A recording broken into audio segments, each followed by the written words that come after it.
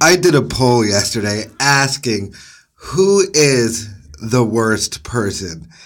And I put as options Jim Norton, Howard Stern, Anthony Cumia, Opie, and Artie Lang. And I have to say, I was a little surprised by the results.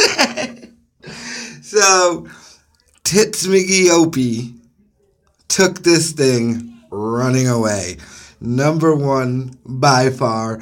Howard Stern, number two. Number three, Anthony. Number four, Artie. And number five, Jimmy. I was not surprised by the Jim Norton one. Not whatsoever. But we have to talk about Opie running away with this and being voted the worst as a person. First, I thought, did people not understand what I was asking? I wasn't asking who's the least funniest, who you don't like on the air. I was asking who's the worst as a person. At this point, we sort of know these people, all these personalities, enough of their personal lives to know them as people. So that was my first thought, that, it's crazy. Maybe people just didn't understand what I was quite asking. But I now do believe that people do understand what I was asking. And they do believe that Opie is the worst person. So my ultimate question is, does Opie deserve the hate? And my personal thoughts on the matter is, ultimately, yes. Yes, Opie does deserve the hate. Because Opie is not excused from having shit talked upon him. When I usually trash Anthony and people will be like, leave the guy alone, or even them at fucking Compound Media, the excuse they'll use of, you're messing with our livelihood and how could people say these things? They used to do a bit called Jocktober, in which they would attack innocent radio shows and try and mess with their livelihood. And they had no problem with it then when they were on top doing it. So they don't really get to complain now. Neither does Opie, truly. So ultimately, yes, Opie does deserve the hate. However, in response to this specific question I asked, no. In this specific question, worst as a person, first of all, all this question did show to me is that being funny makes up for a lot. People will excuse a lot of shit if you are fucking funny. I thought this was going to be a neck and neck, almost 50-50 battle between Anthony Cumia and Artie Lang, with Anthony perhaps taking the lead. Because it's funny. So not only is Opie number one, but Howard Stern is number two. Now, you can have your personal thoughts on that situation. Look, the stuff he did behind the scenes, the banning of people, all of that. But if you look at Anthony and Artie, they're the only two people on the list who have been arrested and charged with crimes. They're the only people on the list who have pled guilty to actual crimes.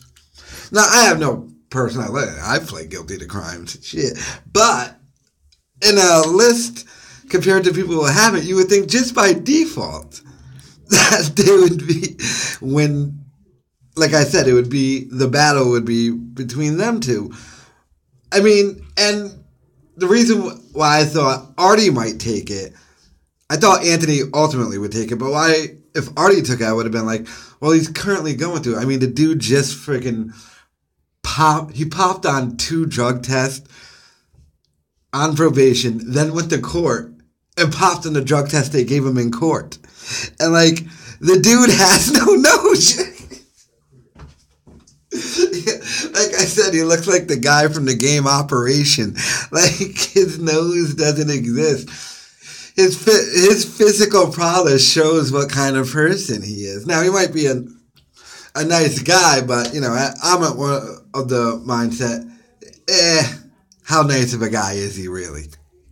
So, just off of recentness, I would have thought it was Artie. ultimately, I thought it was Anthony because, I mean, come on, just all the accusations, being caught with Sue Lightning. I mean, not that there's anything wrong with that, but, I mean, it doesn't quite feed into the personality. So, and then the domestic abuse. The guilty plea to domestic abuse.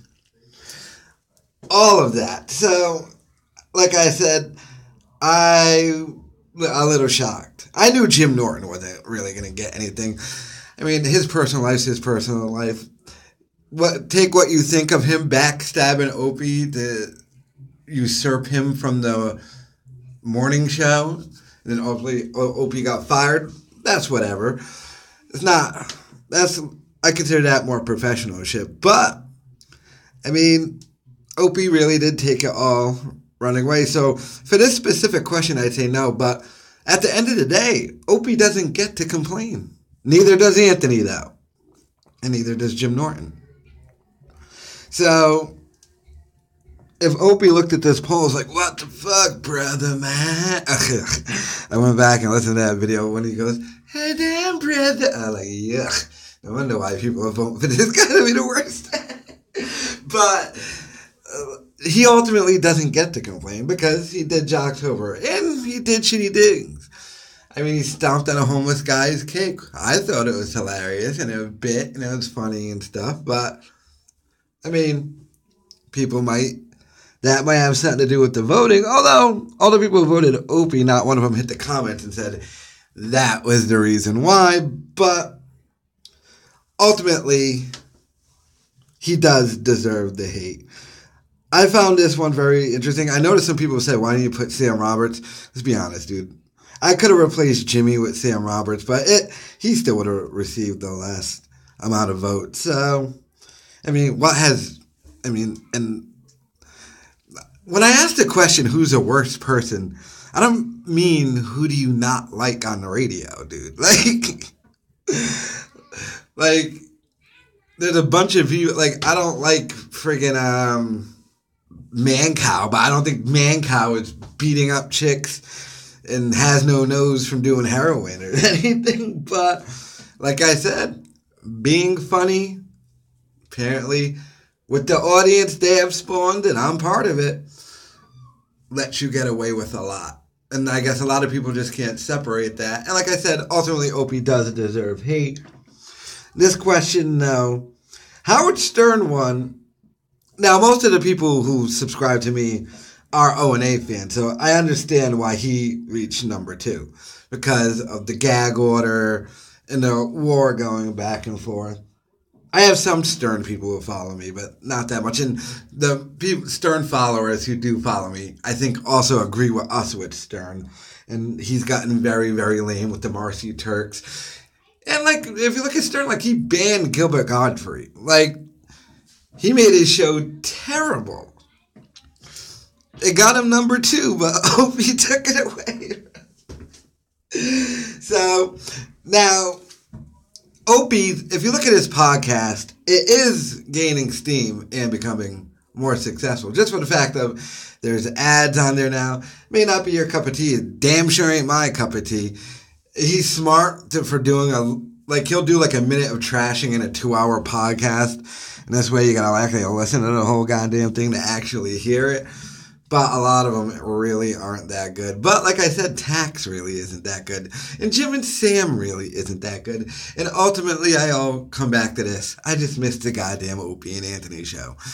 And these little spin-offs, you got Tax. Last time I seen it was when Artie was on it, and that was a great one. But is Anthony and Dave Landau, is it good daily? No. Because if it was, people would talk about it. No one tries to bootleg that show. So, Jim and Sam, I haven't listened to it in a while. It's probably the same. I'm not trying to shit on it too hard, but look, I just haven't. I gotta be honest with you, them moving to 7:30 really did kind of fuck it up. Like, I'm up that early, but I'm up. I'm up waiting to listen to Jim and Sam. Like, that 8 o'clock start time was the best time for me, but it's neither here nor there. So, Opie took this running away.